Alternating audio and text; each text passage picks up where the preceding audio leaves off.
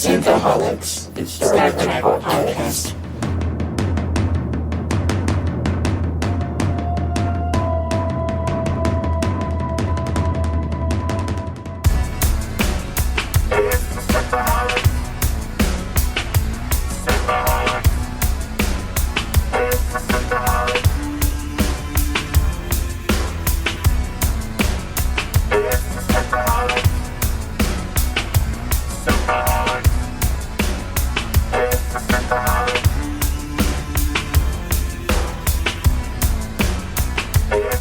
Welcome to Synthaholics.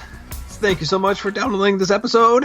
My name is Aaron O'Brien, and with me is always David Duncan. Hey, like my codpiece? It's exactly the same as the thing on the floor. It smells good. That's a face mask, actually. Man, that's a big smelly face mask. COVID-19, protect yourself. People, we don't have Holly Michelle with us today, unfortunately, but it's just the two of us talking about Gamesters of Triskelion. Yes. The original series episode. Yes, the story on this, if you didn't hear our Mandalorian episode, because I know not everyone wanted to listen to the Mandalorian episodes. What's wrong with you people? Yeah, I know, but Kaylee was on, my fiance, and a while ago, she was like, what was the episode with the brains? And I'm like, you talking about the cage? And she's like, no, not the cage, the talking brains. And I'm like, I don't know what you're talking about. And she's like, she Googled Star Trek fighting brains, and Gamesters of Triskelion was like the second thing that came up. And I'm like, I don't remember this. I remember the Lady Gaga thing, but I don't remember the brains. Yeah. And then we watched the episode, and I was like, oh, yeah, brains. And she's like, I'll track you. And I was like, you did. You know, and so I have been shown up by my fiance who just started watching Star Trek when we started dating. And what an episode she picked. Unfortunately, not one of my favorite episodes. It's not a terrible episode. It keeps your interest, but it's not good. It's too melodramatic even for TOS. If it was half as melodramatic as it was, it would be a really solid episode, I think. Yeah, it's definitely iconic. Oh, There's yes, no getting around that. Super iconic. This is an iconic episode. Everyone, quatloos, the Shahna, Lady Gaga, the Lady Gaga lookalike with her giant potato boobs. Yeah, that deflate when she lay down. Yeah. It's pretty interesting. The famous Hoover rape scene. Yeah, that's. I don't know if I was going to say interesting. That's not interesting, but it's disturbing. Yeah, it was super. I was like, how did this get by the censors? This is like kind of awful. Well, what about Chekhov in was it not Aaron of Mercy, the Day of the Dove? Oh yeah, Chekhov was pretty rapey on that Klingon girl. Although I've got something interesting about Chekhov in this episode we'll get to later on. Nice. Well, let's get into this episode. So, like I said, this is the Gamesters of Triskelion. This is season 2 of the original series, episode 17, and first aired January 5th, 1968. We start off on the bridge, and they are going on Gamma 2. They're going to check out some uninhabited planet that has some communications and astrogation station, and they're going to just beam down and check it out. So they're going to take Kirk, Chekhov, and Uhura. And when they go to beam down, instead of beaming, they just instantly disappear. Yes, exactly. Scotty calls up to Spock saying they just disappeared. And so, well, duh, the transporter transports them from here to there. Thanks, Spock. But Spock, Spock says, I'll scan the planet, you check over your systems, and then we'll reconvene. Spock doing his best Jerry Seinfeld. So, then we see the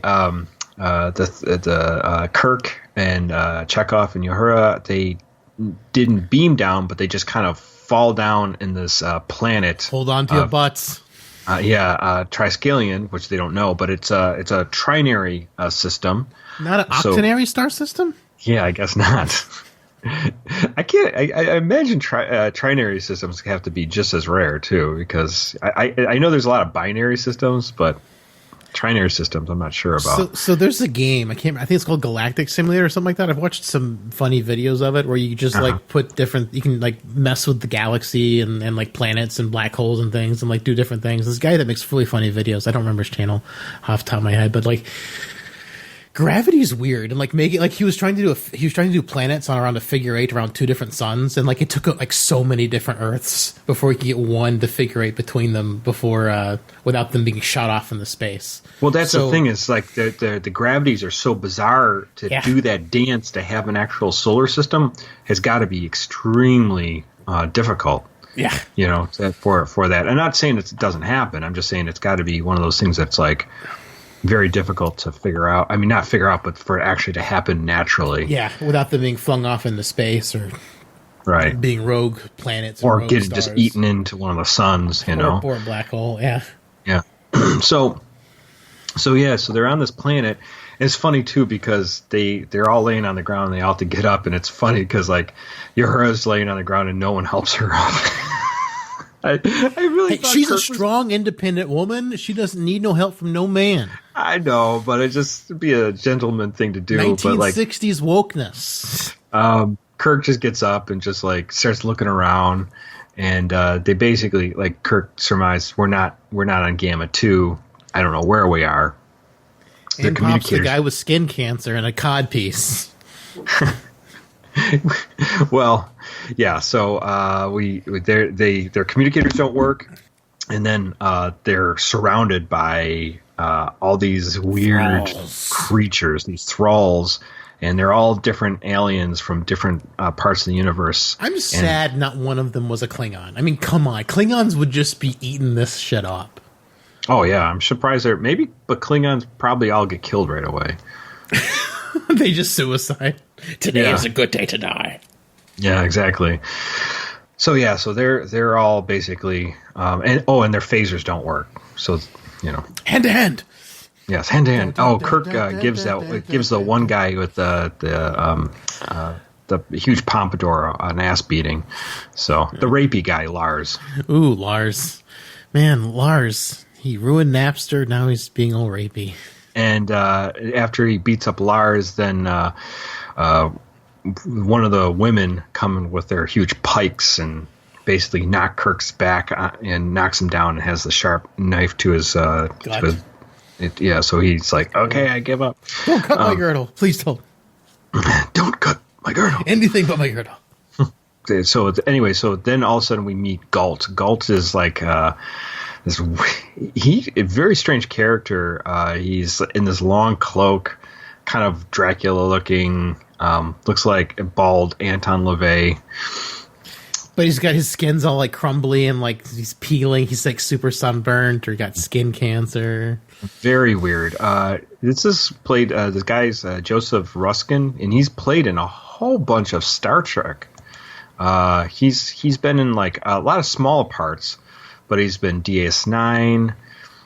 He's been in Star Trek Insurrection, in Voyager, and Enterprise. Nice. So he's been in a whole bunch of smaller parts, but he's been in them. So, so Galt's basically saying he's the master thrall on the planet Triskelion, and they're going to be slave fighters for these people called the Providers, and that brought them there. They like throwing their quatloos around. Spending quatloos like on a Saturday night. I wonder if they get their stimulus quatloos. I need some stimulus quatloos. That he's going to get. Kirk's going to get that later with Shahna. Ooh, stimulating. So back on the Enterprise, Scotty said he's checked the transporter. Everything is fine. There's not anything wrong. Spock's scanned the planet twice and found no life. And Dr. McCoy just keeps yelling at Spock. So where are they, Spock? You got a bad attitude. Oh, I also love how like Spock's like, yeah, well, we don't know. We haven't done any tests on how long people can survive as a spread apart atoms. This would be interesting to see. This sets up the episode Relics. It does, but wasn't there also the Enterprise episode with the guy, the scientist who was experimenting on transporting people, and like they were like his son got lost in the transporter. I'm trying to remember the episode. I think we talked about it. I just can't remember the name. It doesn't ring a bell. But then again, we've been doing this as we established last year for last episode for 5 years.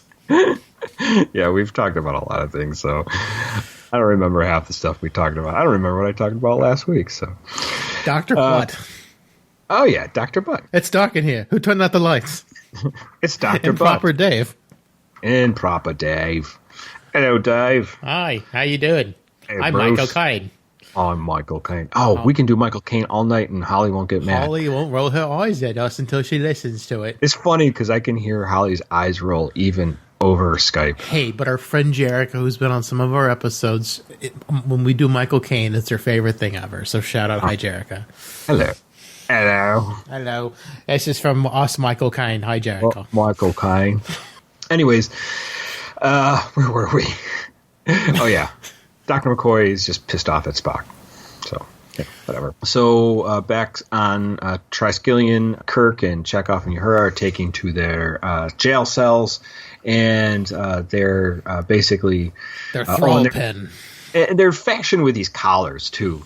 And when they try to make a run for it, Galt, the head thrall, basically uses these weird eye powers, and like they all start choking. And we have that iconic picture of Kirk's face, like, you know, like in the camera, like choking. Yeah, this is very iconic. You see this meme everywhere of this part of his face. Yeah. So they kind of get stopped and they're choking. So obviously they're not going to get away that way. So these are called the collars of obedience, and so they have to go into their cells. So darn it. Yeah. On the Enterprise, Spock basically says that because they're on the solar system, they can't find anything within the solar system, that he thinks that they're not there at all. And McCoy just keeps on getting pissed off. And Uhura stand-in's like, I found some hydrogen in a cloud. Yeah, I found some. Basically, what it was. I forgot what it was. I'll come to it later. But yeah, she found like some like energy source that's going through a cloud. Yeah. So back in the cells, we see Uhura is visited by Lars, the rapist, and he's her drill thrall, which basically is her trainer, and brings some food to her. You can't say no to me, and like. It's a horrifying scene, and it's showing Kirk, and he's like yelling and screaming. He's like, oh, what's happening? What's happening? It's like, it's making it like sound so more dramatic and scarier. And then the next scene, because they cut to commercial, Kirk seems pretty relaxed. And he's like, she's fine. Yeah, it's funny. Lars just walks out and is like, you're supposed to be mine. Yeah, Lars walks out, and he's like, you've been selected for me, for mating. I don't understand this. I'm going to go tell Galt. I'm pissed off. I'm going to tell on you. Galt. She won't let me have sex with her. She won't let me have sex with her. Well, it was originally supposed to be a black man. It was supposed to be Lars, but they ended up casting a white man instead. So they just want to make it more creepy. Yes, they did want to make it more creepy, and it was a white guy trying to rape her. I guess. I don't know. I guess it's creepy either way, but like I was reading the Memory Alpha for it. They said they originally wanted to cast a black man in that role, and they decided not to for some reason. And then they wanted to give the guy a big boy haircut. Yes. So he's selling hamburgers and singing Elvis songs. Happy days. Happy days. He's the Fonz. He's the Fonz without the jacket. Yeah, he had sort of a jacket. It was like kind of a weird jacket. Yeah, but it's not the patented Fonz leather jacket that's in the Smithsonian. Hey, I'm cool. But he's got a Fonz haircut. He does. It's quite the pompadour, I have to say. So, it's hilarious. So, anyways, Kirk then meets his drill thrall, which is, as you said, Lady Gaga. Lady Gaga lookalike. Yeah, and she gives him the nourishment interval. So next is the pleasure interval. Well, that'll be later. It's like, what's beautiful? And he holds up the pan. This pan is beautiful. Yeah, I know. She's like, what, the pan? What? The pan's beautiful? I don't I understand. understand. Your logic's all over the place. Back on the Enterprise, like you said, the one ensign finds that there's this energy fluctuation through a hydrogen cloud, and Spock basically says it's an ionization trail, so he decides he's going to chase that. So he goes towards that, and obviously McCoy's still pissed off at Spock for no reason whatsoever. Yeah.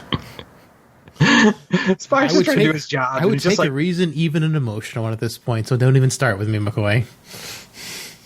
And then we get the scene with Chekhov with Tamoon. Oh, man. I think Tamoon is kind of like a he-she. Yes.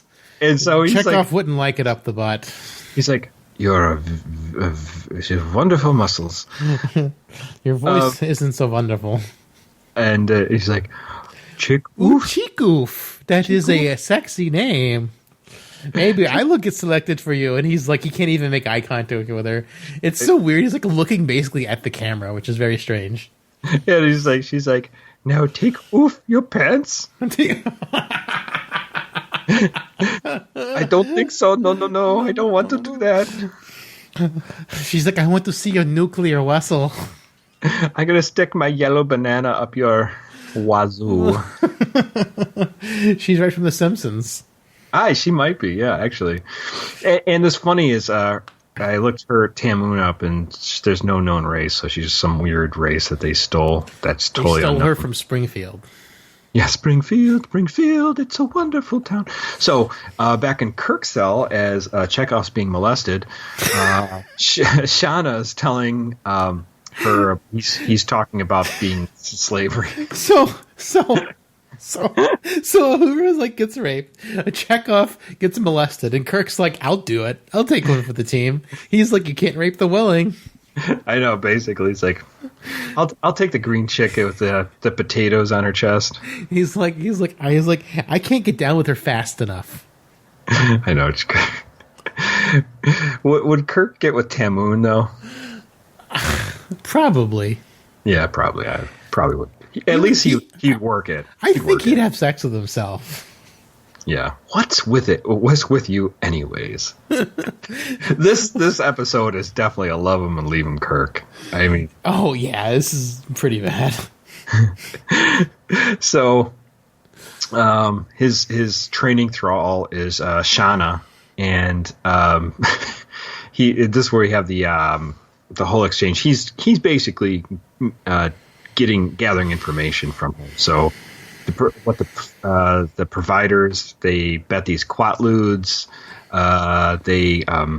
They're all the thralls are basically slaves to fight, and she's been born on this planet. Her parents were killed in these arena fights. So you'll learn about all the fun, different kind of death matches we have. Yeah, exactly. They're the best. And then while he's eating and they're talking, he's trying to tell her that she's beautiful, and that's like you said, she holds up the tray. It's not very helpful. It just shows a picture of her face, a reflection of her face. So while they're talking, and then all of a sudden this red light changes, and he's like, now it's time for the exercise interval, and she just pushes this training harness. Says, put on this training harness. It's like, do I wear anything else or just the harness? Just the harness. No, he puts it on over his uniform, but later he takes I know it would have been great if he took it out. Oh my god, it's so funny. And then back on the Enterprise, McCoy is still yelling at Spock. So we can't go away. The captain's been lost here. So they're going to go to this other planet that's basically 12 light years away, and obviously McCoy, who has been criticizing Spock the whole time, and Scotty's even like, I don't know what this is going to do for us, but they can't find them in the system. They can't find any evidence of them. I'm sure I'm not looking for an aquatic fowl. Yeah, aquatic fowl, exactly. Wild goose chase.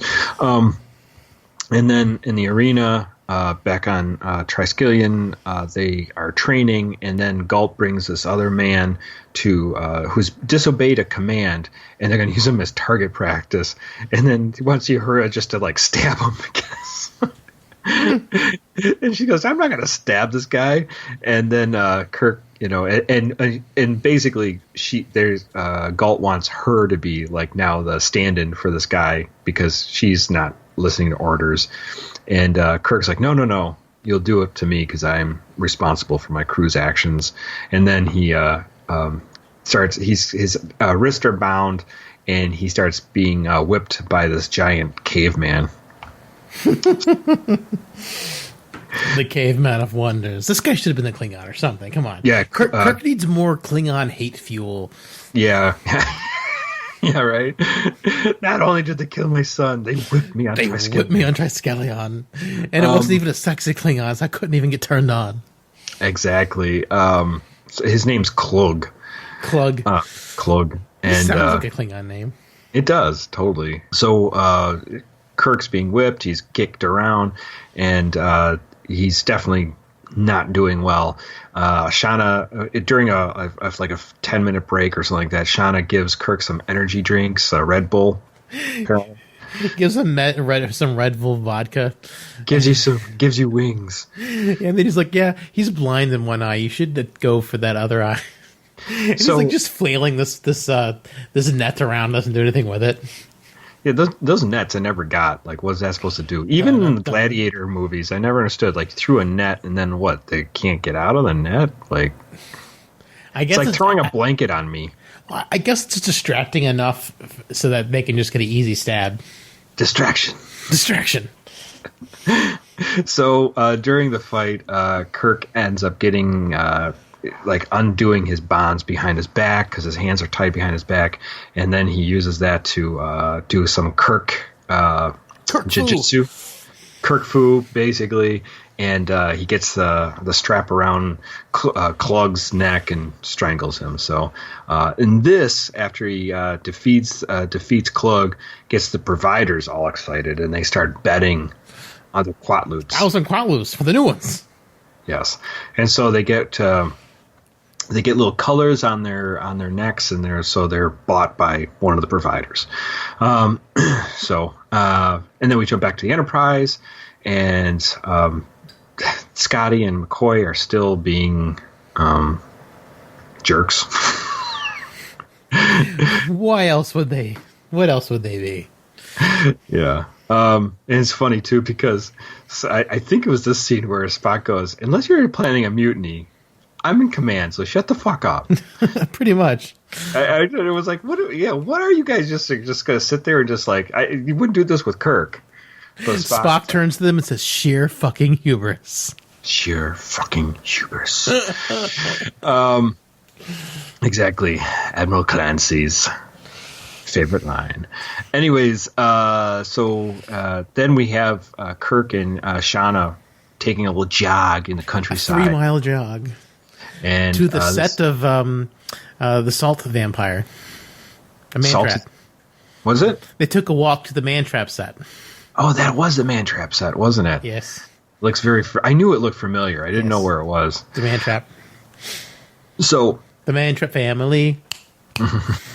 We'll suck your salt, but not your dick. Hey, what's to stop them? Maybe they could suck it from that. It's like a hand job. It would, but I think it would hurt really bad. Yeah, probably. It'd be nice for like 2 seconds, and all of a sudden, extreme pain. Feel it like a hot dog. It's just a very slow way to extract the salt. Take a lot of time. That would just be a much sexier salt monster. So, anyways, Kirk starts asking. I think I downloaded the wrong the man trap video. This is nothing but gay porn. I don't understand. Oh no!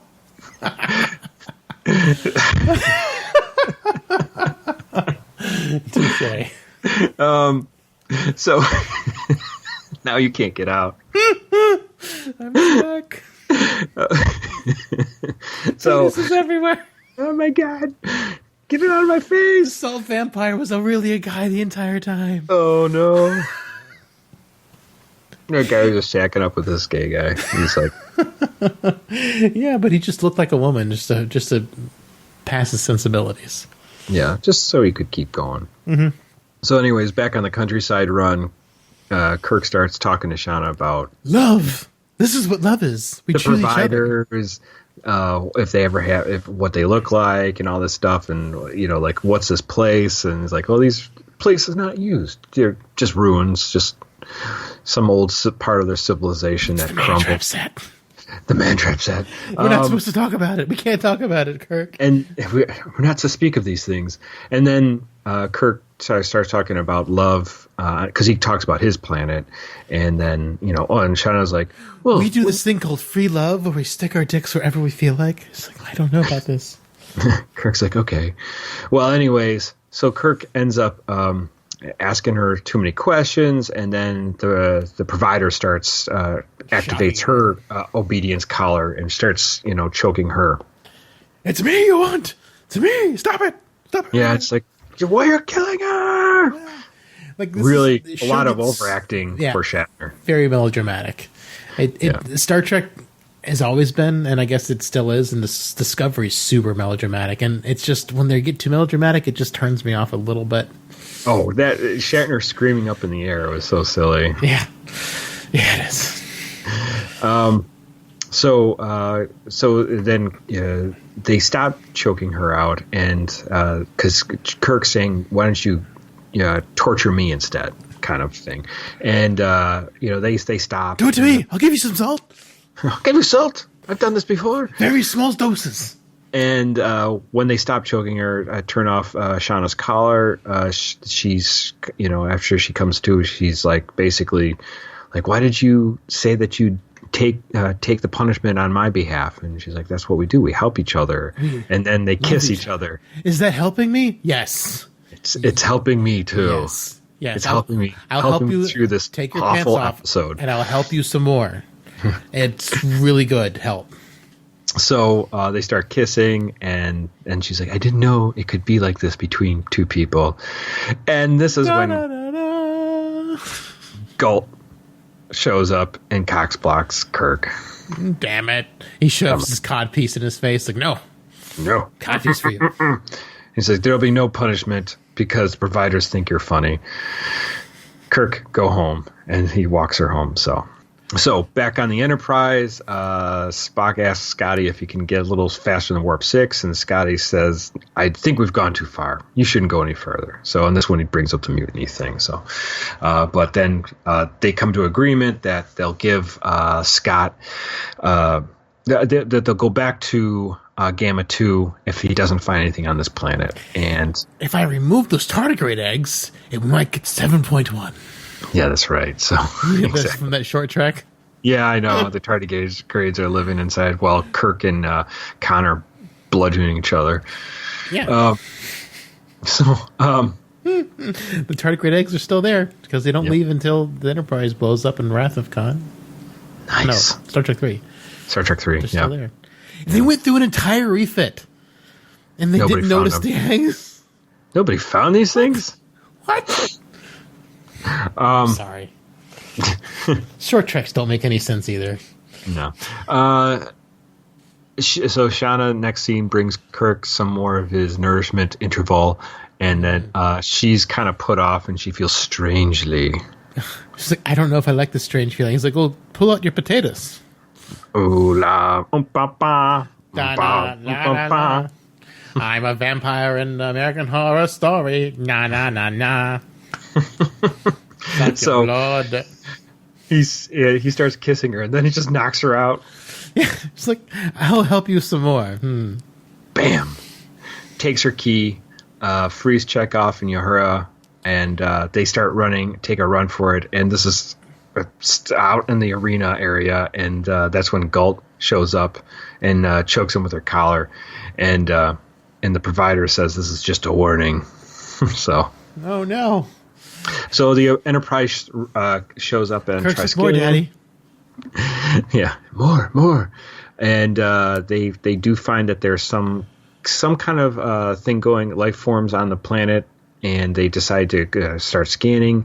And they said it might be shielded because they can't see too much. So Spock's going to beam down with McCoy, and this is when the providers say, "You're not going anywhere."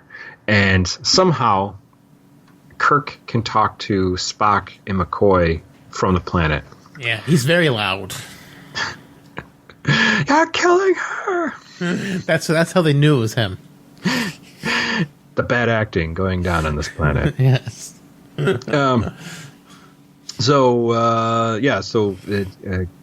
So Kirk's, basically tells him what's happening, that the providers are using these people, aliens from all over the universe, as slave fighters. And Kirk says, but the providers are too afraid to show themselves. And so he's like, there's no danger. We'll just show it right now. So he brings Kirk down to this underground chamber where you see 3 brains, different colored. Jello. I wonder if they have different flavors. Probably. So Kirk opens them up. He's like, So this one definitely tastes blue. So they're going back and forth. So basically, it's like, if you destroy our ship, the Federation is going to find, Starfleet's going to come and we'll obliterate you. And it's like, they'll never know that you are in here. We'll blow it up and make it look like an accident, kind of thing.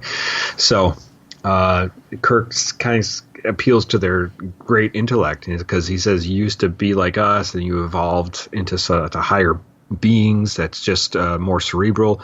This is below you. You should be doing something more. Like that's what we do. We find lower civilizations and help lift them up. And they're like, it's impossible for the thralls. They're not possible. It's like, if we can do it, why can't you do it? So, and then he starts this.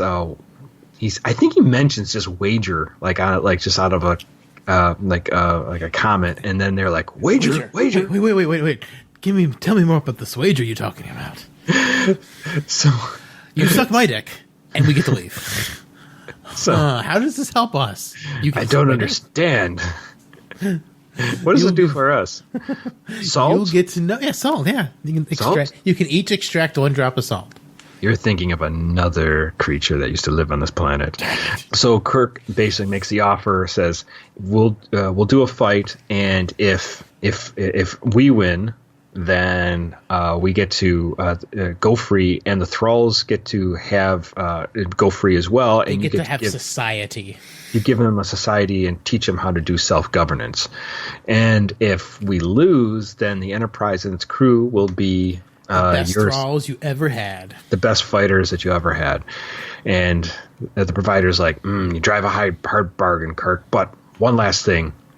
It's going to be 3 against 1 against you. And Kirk's like, yeah, okay. No and we'll set up a bunch of arbitrary rules we'll completely forget about. So don't worry. Yeah. So he has to stay in one color. They have to stay in another color. That rule's broken after the second swing of the fight. Has to be to the death. It doesn't have to be if they surrender, although that wasn't stipulated. Lots of rules get thrown out the water. So Kirk is transported. He has to stay in this yellow section, as well as adversaries stay in the green sections of this arena. Explode at me. And is this the blue dress, gold dress thing? Yeah, it is. Then it's he fights against Lars, and then Klug, and an Andorian, which is kind of cool seeing an Andorian. Yeah, that's why I was like, how come we don't see a Klingon? But it was cool when the Andorian got flipped over. You could see his pink skin. Oh, pink skin. Oh, pink skin. Fran would be so disappointed in that Andorian for having some pink skin. So during the fight, Kirk does his amazing Kirk fights and basically takes out everyone in his fighting. But his Lady Gaga lover steps in and takes one of the people's he just killed all the warriors, and then Lady Gaga jumps in, Shahna? Yeah. Like, how's that part of the rules? I think one was only wounded, I guess, because that was one of the rules. Like, if you only wound one, it'll get replaced. Oh, okay. But then he doesn't kill her, but she surrenders. And I'm like, well, I thought it was to the death. The thralls surrender. Yeah, because he hesitates, she hesitates, and then she surrenders when... This isn't helping each other. Yes. We have to have less clothes to help each other. It'd be funny if they start having sex right in the arena. Yes. Anyways, and Kirk shoots out Skittles. Oh.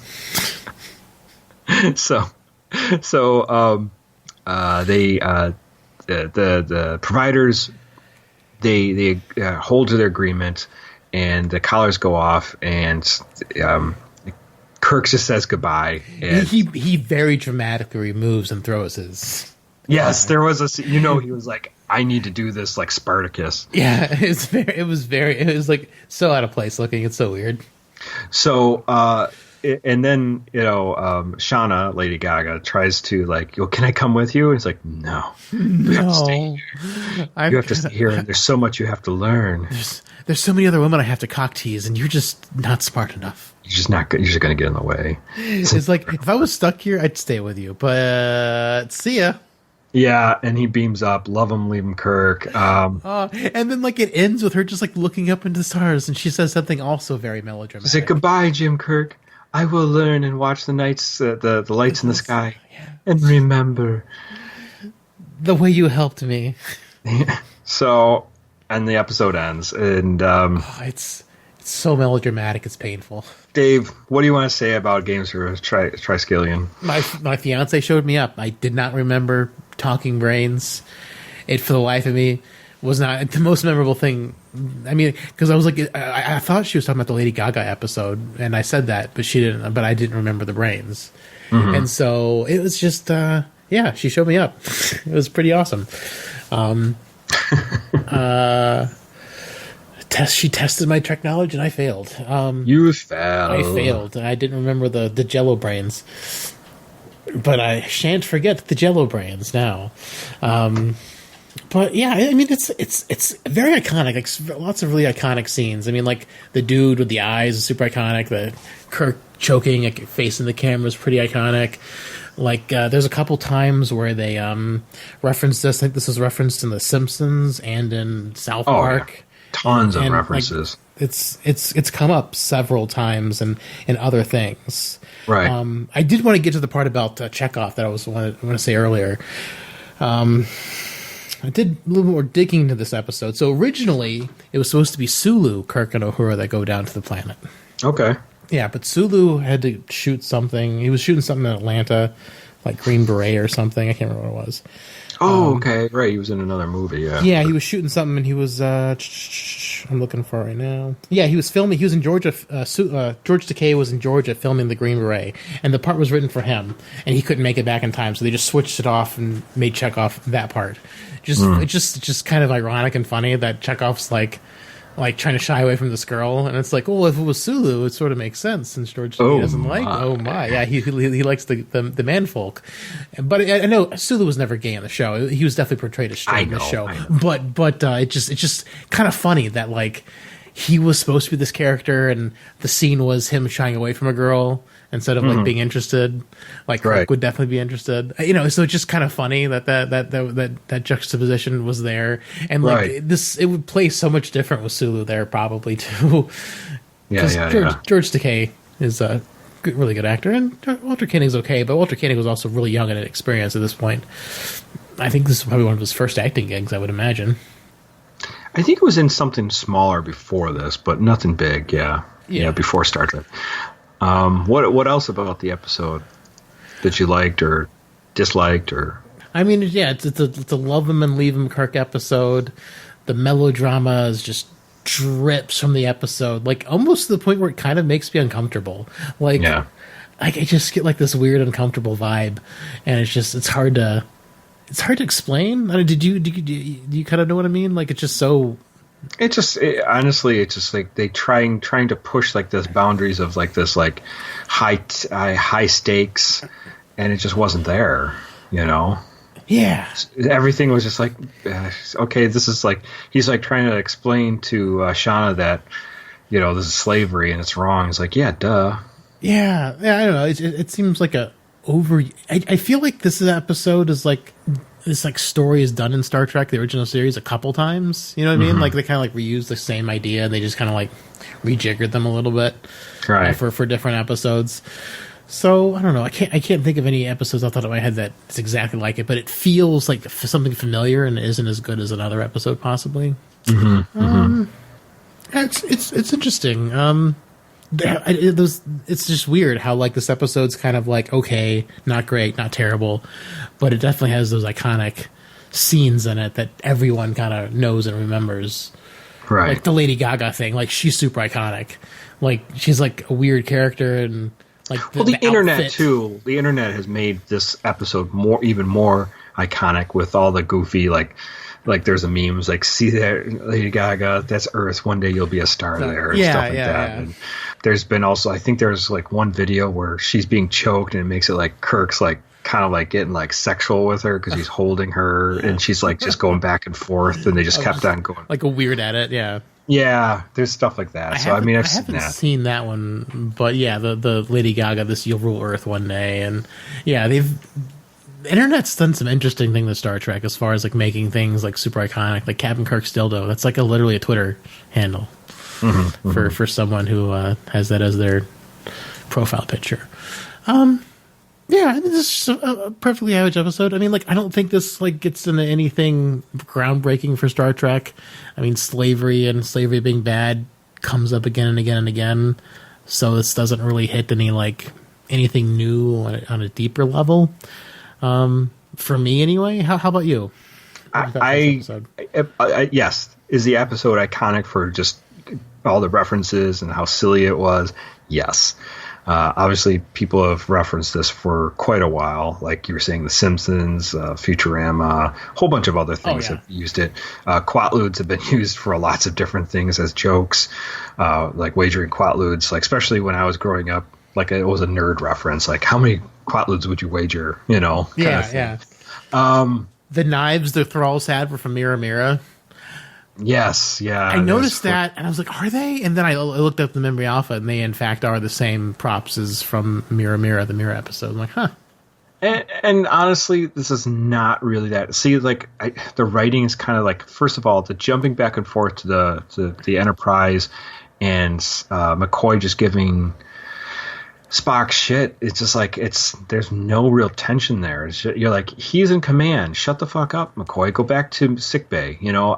Yeah, I think this is like the model for so many bad Star Trek episodes. Yeah, where like the B plot is just it's not there. It takes away from the A plot so much, and this episode is like the template. And you could have tied that all up within like 2 or 3 scenes that McCoy wasn't like crazy about the idea. I mean, like I think where it's successfully done is like the Doomsday Machine, where, you know, Spock is giving Decker shit, and, you know, and then Kirk has to deal with things going on with the Doomsday Machine and the ship there. But it does not work with Spock and McCoy because you trust Spock that he's going to do the right thing. So I just think it's just not there, and I don't understand what the writing and the scenes for that had to be. It just had to been aggravating to read those scripts. I mean, to run through that script.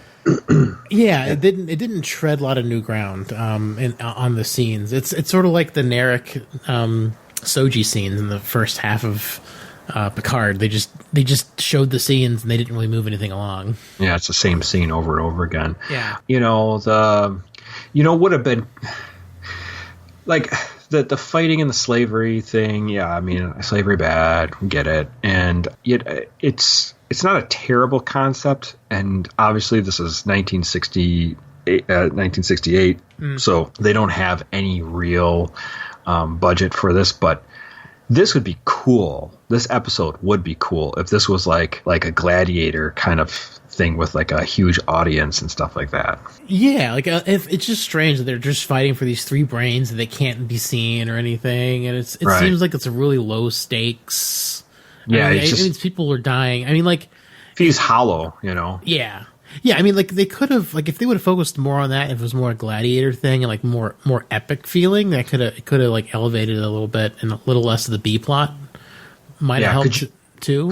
Could you imagine if they took like the movie Gladiator and smashed it with this, and like, you know, with this episode? Oh yeah, with like modern fight scenes and stuff like that. Like really intense fight scenes, and Kirk and Uhura and Chekhov are all fighting, like, you know, like if we redid this for like the JJ Quentin Tarantino's Star Trek could be this. Like that's how he could fit all his gore and swearing in. It would be awesome. I mean, so you could totally do that. Would it be just as hollow Yeah, probably, but it'd still be pretty fucking fun to watch. Yeah, it'd be epic. And I mean, I know that for First Contact, they wanted to do like the Roman times. Yeah. I mean, like, that would be cool. Like, I mean, I don't know. Like, I mean, you could do some neat things with Star Trek, and this episode had some interesting ideas. They just couldn't implement them because of budget and because of the time period and all the sort of things that go into a 50s TV show. It's interesting concept, and they just didn't have the budget to execute it super successfully. And honestly, it's just not. I mean, like, it's weird. It's definitely an odd thing, and like, you know, Kirk talking to the rubber brains. It's a weird set and a whole scene that Kirk's got to do that, but. I mean, it's no weirder than him talking a computer to death. Oh, I know. And we've seen Kirk do this before. Kirk talks computers to death a lot. I just think it's ironic that they had him selling computers. And I'm like, do you want a computer you can't talk to death? Buy this one. So, I looked up Lady Gaga, Shahna's character, Angelique Pettyjohn. Yeah. She's been in a lot of, like, erotic movies. Ooh. Yeah. Like, there's a movie called Titillation. It's just called Titillation? It's called Titillation. Mm-hmm. Is she wearing baked potato boobs again? I don't. So. I didn't look up anything other than there's a whole bunch of stuff. I really hope she stole that outfit for one of her other movies. The only big movie I saw that she was in that I recognized was The Repo Man from 1984, which is like a classic movie for like punk music and stuff like that. She's only in it for like a second, like yeah. But she's in that. But yeah, she's in a ton of like The Curious Female. Stalag 69. Oh, okay, yeah, that sounds legit. Yeah, so she was in quite a lot. So so she's familiar with getting help. She died in 1992 at 48 years old. So 48. Yeah, she's pretty young. Wow, she was really young in TOS. She was originally supposed to be. She tested to play Nova in the original 1968 Planet of the Apes, but apparently didn't get that. So, the girl they got for Nova was pretty hot. So, not sad about their casting in the original Planet of the Apes. But apparently, she died of cervical cancer. So, that poor sucks. girl. That sucks. Yeah. So young. Yeah, exactly. So, that's sad that she died. But yeah, so she was in. Maybe we can check out some of her B movies. Yeah, review it on the show. Probably not. I don't think, honestly, if somebody wanted to watch TOS, this would not be one of those episodes. I'd recommend. No, this is not a recommender. This is something you watch with your buddies and just laugh. Yes, this is one of the ones that's like, it's super silly, super overdramatic, kind of funny. Like, this is like, here, this is the one that's got like 16 memes. Go for it. Like, this is like nowadays, that's kind of what it's for. It's, I mean, it's only recommended for the novelty of seeing where a lot of these screenshots have come from. Mm-hmm. Nothing else. I mean, it was hard. Like when she was like, "Oh, I showed you up. You have to watch it." Now we watched it. I was like, "Wow, it's super uncomfortable." I had to rewatch it because it was like a couple months ago when I watched it the last time. So I was like, "Oh man, this episode's a little bit of a hard watch." But yeah, it is. Man, but I mean, reading about it in the alpha was really interesting. That it was originally intended for Sulu. That it puts a different spin on it, and that he was doing other work, which is good for him. Yeah, this was also written by Margaret Arman, and she wrote a bunch of the original series and the animated series. So she did Gamesters of Triskelion, the Paradise Syndrome, with the flowers shooting the things, the Cloud Miners, and then she did 2 of the original, of the animated series. So she's done some work. Oh, the one with the flowers was much, much better. Yeah, that's a pretty. Except for Kirk just willing himself not to succumb to it. I will not be controlled by these damn plants. No. So I love my ship more than being high. I know, exactly. So I love the power more than anything. Yes. I don't know. This is a fun episode. I love TOS, but this is pretty a silly episode, and it's very silly and very hard to take seriously. Very hard, and like you said, the melodrama is forced, is palpable, and almost to the point where I get uncomfortable. It's like there's no reason for it. Yeah, it's so over the top Shatner. Yeah, it's like I don't know. It's hard to say. It's like if you're, it's like if you're performing at like the highest, like, I don't know, like number 10 emotion, level 10 emotion in front of like 3 or 4 people. Yeah, it's so weird, and I still maintain Shatner's best acting moment he's ever done is at Spock's funeral, where he's like so choked up he can barely get the words out, and it's like he's almost mumbling, and it's just like, it's great. And like, that's, for me, that's Shatner at a 10, and this is Shatner like a -5. And it's crazy that Shatner's like range is all over that spectrum. It's weird with Shatner because he is so melodramatic all the time, and like he said, like I was right. He can do some great acting chops, though. It's weird. But see, this is my thing with him. I think he's always pushing it as hard as he can, and that's why the show works. Like why the original series works, because he is melodramatic. Because if you were playing that in a more subtle way, you'd be like, you would just kind of fall into the background. You'd need someone to pop off the screen. Spock is very non-emotional, but he's very interesting looking person, and he does give emotional performances, but it's very subtle. Mm-hmm. And next to Kirk, it's like that's what brings it up more because he's so subtle. Oh yeah, for sure, absolutely. But this is just one of those, like,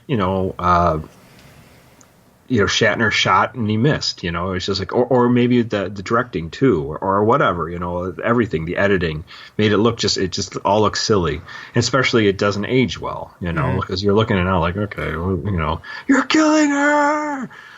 What's happening to Lieutenant Uhura? He's always screaming. It's just like, but I mean, that part was intense there. It was melodramatic, but it also made it way more uncomfortable. Oh yeah, absolutely. Like the fact that she was screaming, okay, yeah, that's but the fact that like he's so intense about it makes it seem like it's way worse, the thing that's happening to her. Doesn't care about Chekhov. Yeah, and Lars is just trying to force feed her some quatloos. So I'll give you some quatloos. You the salt monster? Yes, blah, blah, blah, waving my hands around. I think that's right. Yeah, I don't know. This episode is mostly a pass, I would say. I mean, other than just being a silly romp of early Star Trek. So yeah, I would definitely say it's a pass too. Unless you just want to like, this is probably really fun, drunk and high. Oh God, yeah, it'd be hilarious. And not so fun sober.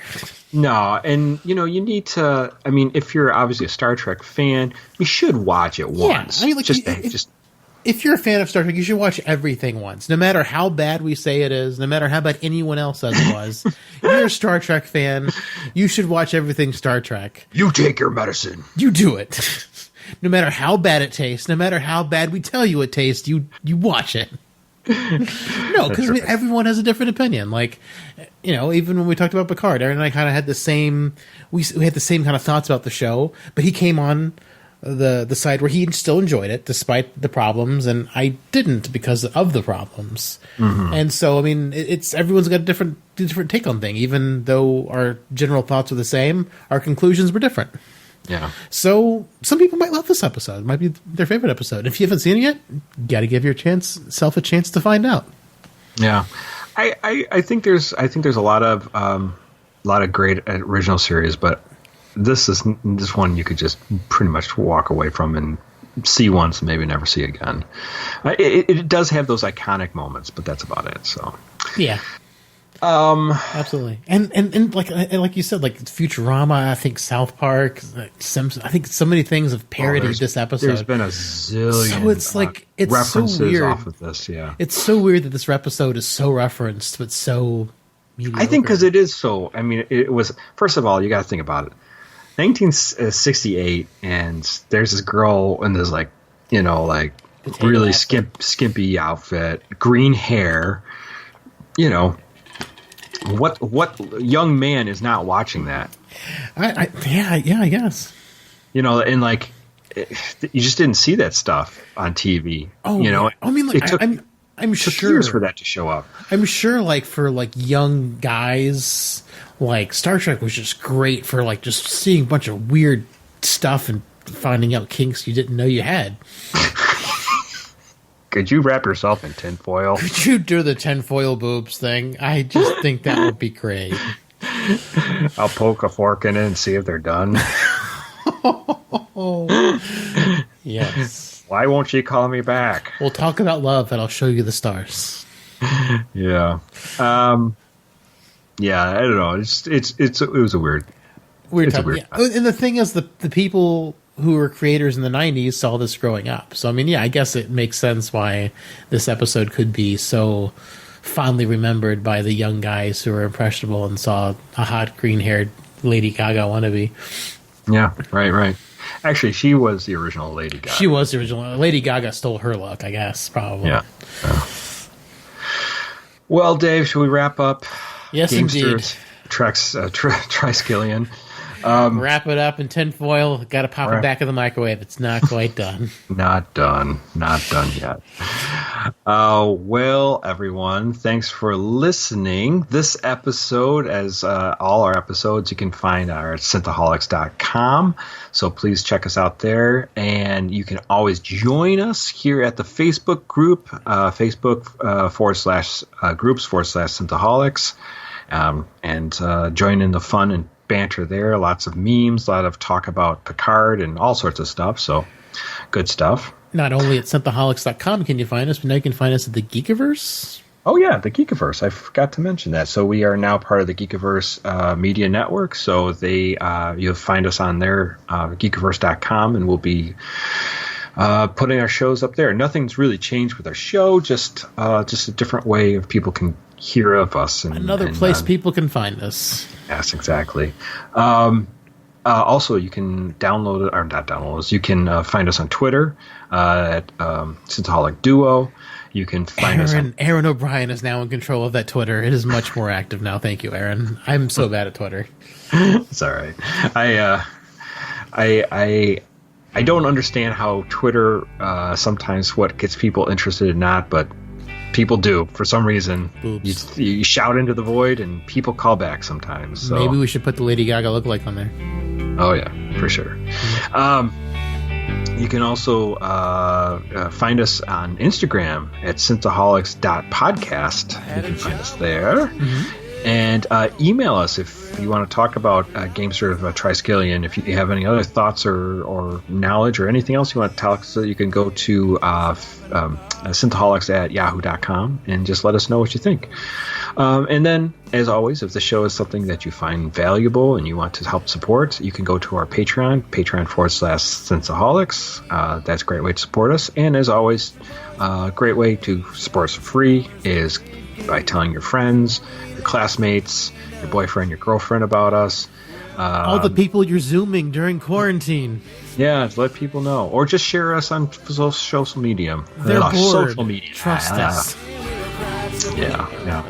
Well, everyone, I hope you're all safe from COVID-19. I hope that you are quarantined, and if you can't be quarantined because of your job, I hope you stay healthy and safe. I hope your family has a pressure washer to clean you off before you come inside the house.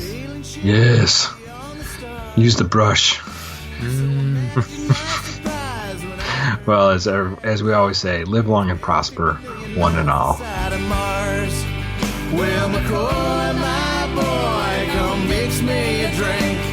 Before the night's over, I'll puke in the sink, and we'll cry till we laugh, and we'll both shit our pants. You're the best drinking friend I ever had. Codpiece. Potato boobs. Potato boobs. Green hair. Green hair, potato boobs, and toes, knees, and toes, and potato boobs. Green bush. Green bush. Ooh, yeah, that'd be weird. It's the 60s. She's definitely got a bush. Oh, yeah. Big fuzzy bush. Big green one. Oh, my gosh. Such a weird show. That was a weird one. Hey, we got a late start. The kids being crazy, so. Quarantine kids time. Yeah, tell me about it. Quarantine the children. Quarantine the children's meal. So what's going on, man? Oh, man. It's going. It's just weird because there were so many people out there that were like just waiting in line to get it. Yeah. And like, this is ABC rental. Nobody goes to ABC rental except like contractors and people like just to buy, like to rent like a machine that they don't want to buy, you know? And, it's just weird, you know, and I'm just thinking, like, this is going to be, like, one of those memories you have. Like, wasn't that a weird time? Like, we're living a Twilight Zone episode. Did I tell you about this weird... Like, I was living a horror movie last night. Did I ever tell you about the weird guy that walks on Kaylee Street who, like, who's like, does his arms like a robot? He just, like, swings them up as far as they'll go. He alternates his arms. He swings them up as far as they'll go and his back as far as they'll go. Then he alternates. He walks down the road. He walks down the middle of the road like this. Oh, my God. And he just marches down, swinging his arms like a fucking maniac. And he usually is out between 1 and 2. I walked Kaylee home at 3 a.m. last night. 1 and 2 in the morning? Usually between midnight and 1 in the morning. I walked Kaylee home at 3 a.m. last night, and he was basically in front of her house as we were walking up to her house, walking in the middle of the street. Like, when he saw, like, Kaylee, like, grabbed my hand and started pulling me back, because, like, he freaks me out. Like, he freaks her out, too. Like, she's seen him a bunch. And, like, he stopped and just started staring at us. Get out of here. I'm not joking.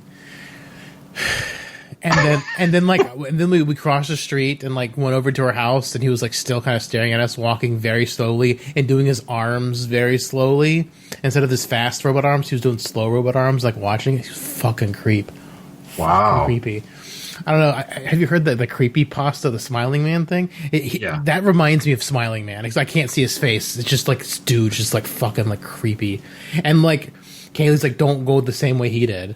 And so, like, I'm walking, like, I'm walking, looking behind my back. I'm scared he's going to be on the other side of a fence and pop up and swing his arms at me. Like, I take a longer walk home, and I keep looking behind me the entire time. And then all of a sudden I hear music, and I turn around, there's a guy in front of me. He's also in the street, but I didn't see him early enough to know if it was the same guy, because I didn't see his arms swinging. But I wonder if he, like, put music on or something to try to look normal. And he said hi, but this guy who swings his arm never says hi. So I think it might have been someone different. I don't know, but still, it creeped me out. And I was like living a horror movie, like looking over my shoulder every couple seconds as I'm like walking, because like the guy's fucking creep. Wow, that's really creeped out. Yeah, that's nuts. Mm-hmm. Oh my God. Yeah, it's fucking scary. I'm just like, I hope he's not following me to my house. So is he out there? He's out there almost every night. Every night. Usually, I mean, I guess now he walks at 3. I don't know. This is the first time we've seen him this late. Usually he's out earlier, like at midnight to 1, which is probably why we don't go home till 3. Yeah, when she usually moves the car off the street for the winter around 1, because otherwise after that you get a ticket. At one time she got in her car and he like went over to her car and just started staring at her through the window. What? Yeah. Does he live on the same street? Do we know where he lives? I don't know. I assuming he lives in the neighborhood. But he's crazy, creepy as hell. Like he's straight out of a horror film, man. It's just not cool. Maybe next time you see him, try to get a shot of him, and next time you see a cop, say, hey, do you know who this guy is? I work. Tell me, I work late. I walk my, fiance home, and sometimes I see this guy, and he's like really bizarre. Do you know anything about him? And maybe they can tell you something about him. Most of the time, cops will know if there's like a widow living around the neighborhood. Yeah, I guess. I mean, I've never gotten a good look at his face because he's always like wearing like stuff on his head. Every time I've seen him, Like what? Just like a hat? Like a hat and a scarf around his face. Like I think he had like a mask on last night because coronavirus, whatever. It was weird. Jesus. Yeah, it was really fucking weird last night. That's crazy. That was my light last night. Was yours as exciting? Oh, it wasn't. It was just we put out the eggs for the kids. So there was no guy swinging his arms in your street while you're putting out the eggs. If they were, I wasn't watching. So